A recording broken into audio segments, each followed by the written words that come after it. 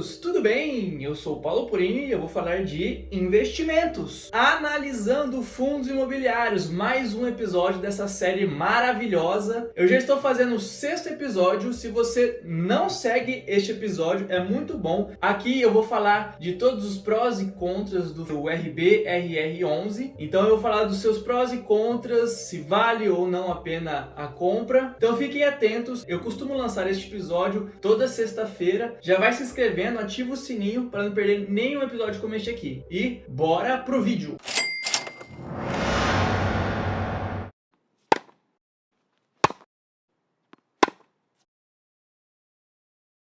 Galera, vou ser sucinto e objetivo aqui neste episódio. Vou falar rapidamente as qualidades, tudo que você precisa saber desse fundo imobiliário, para depois você aí de casa já fazer a sua análise. Então, começando com o seu nome de ativo, que é o RBRR11. O seu nome por completo é FII RBR Rendimento High Grade. Então ele pertence à administradora RBR Asset Management. Eu já fiz um vídeo, uma análise sobre um fundo imobiliário, no caso o RBRY11, que participa deste grande grupo da RBR. Então, essa administradora é um grande grupo que tem vários fundos atrelados a ela. Então, ela administra vários fundos relacionados ao RBR. E não tem só fundos, tem várias outras formas de investimento. O seu dividend yield é de 12,4% ao ano. Então, ele chega quase a 1% ao mês aí. É um rendimento muito bom para um fundo imobiliário. E o seu tipo de investimento é por papéis. Então, ele é um fundo que mexe com CRIs. Ele não tem lastro com imóveis físicos. É só por papéis administrativos, títulos e valores imobiliários. O seu patrimônio líquido chega a 1,3 bilhões de reais. É um fundo bem grande aí. E essa administradora já mexe com outros fundos que tem uma reserva muito grande também. Para vocês verem que o ecossistema da RBR é bem grande e bem complexo e também muito bem administrado. Então eu trouxe aqui, ó, esse aqui é o relatório da RBR11. Ele está disponível para todo mundo, ele é acesso ao público. Vocês podem procurar na própria administradora, que é a RBR Asset Management. Eles postam esse relatório trimestralmente. Ou se você não quiser ir no próprio site da RBR, você pode vir aqui no site do fi.com. É um site muito bom, que ele tem várias informações aqui para vocês verem. Aí eu uso bastante ele é um site bem complexo. Então vamos lá, vamos acompanhar o relatório. Basicamente, a gente vai precisar dessas informações. Essas aqui são as informações gerais. No relatório, ele é bem mais complexo que eu vou falar aqui. Então eu já vou falar nos pontos críticos. Vocês podem ver que os seus 10 maiores investimentos do portfólio representam cerca de 59% do patrimônio líquido. Então, ele tem 42 investimentos, só que 10 deles representam 59% da carteira deles. Podemos ver aí que ele não é tão bem distribuído assim, tá? Aqui fala do patrimônio líquido que eu já falei, eu arredondei para 1,3. Esse fundo, ele tem 3,7 anos de duração, é um fundo novo, tá? Consideravelmente novo. E seu investimento de carteira, ele está atrelado no CDI mais 3,1% ou IPCA mais 7%. Por que esse ou? Porque depende muito da situação política. Isso é muito comum entre os fundos imobiliários, eles migrarem de investimento para outros, para eles manterem a rentabilidade deles linear ou crescente, né? Para quem não sabe, depende muito da situação econômica do país, tá? Eu falei política, mas é econômica, tá? Desculpa. Por exemplo, numa taxa básica de juros alta, às vezes compensa mais investir em IPCA, ou quando a taxa está muito baixa, compensa mais em CDI. Aí é a administradora que vai decidir a estratégia de administrar sua carteira, tá? Aqui a gente pode ver que ele é distribuído mais no sudeste do país, tá bom? Mais concentrado mesmo no estado de São Paulo. Aqui vocês conseguem ver que a cor mais escura é o estado de São Paulo. E aqui ele fala, ó, 85% das garantias estão localizadas no estado de São Paulo. As garantias, no caso aqui, são os papéis, tá?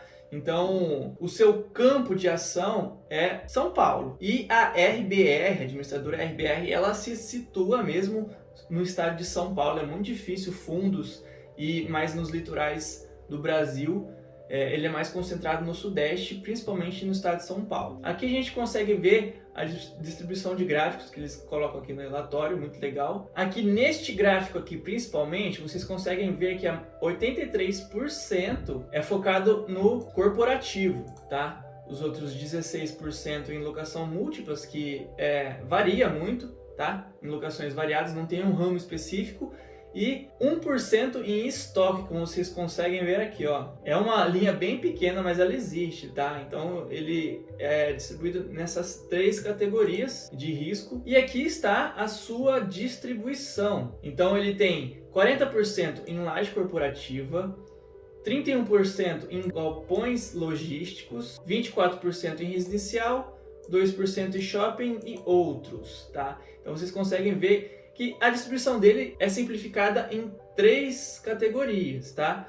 Do setor imobiliário, que é laje corporativa, galpão logístico e residencial. Esses aqui são os 3 focos deste fundo imobiliário.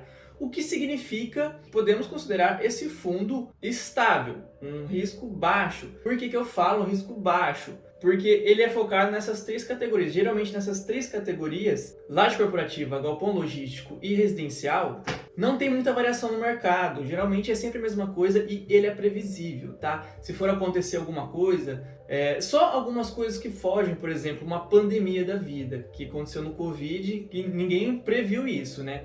Mas tirando essas situações à parte, eles são muito previsíveis, então você sabe como é que o mercado vai reagir e dá tempo do fundo reagir também, migrando de um setor para o outro, mas ele basicamente, a sua essência são nessas 3 categorias. Aqui a gente consegue ver mais a distribuição no território brasileiro, tá? Como eu tinha falado para vocês, ele é focado em 89% no Sudeste, tá? E principalmente no estado de São Paulo. Ele tem alguns outros estados aqui, Sul e Norte aqui, eles estão diluídos aqui em 0,5%, Nordeste 2,5% e Centro-Oeste ali com 8,3%. Então, basicamente é Sudeste mesmo, tá, gente? Por que eu tô mostrando isso para vocês? O estado de São Paulo tem uma rotatividade muito alta de papéis, de CRIs, fundos imobiliários administrados por papéis. Então, sim, é o centro de atuação deles. Eles não estão desfocados, nadando contra a maré. Isso já dá um pouco mais de segurança para o fundo. Aqui nessa parte do relatório é a variação acumulada nos 12 meses, nesse trimestre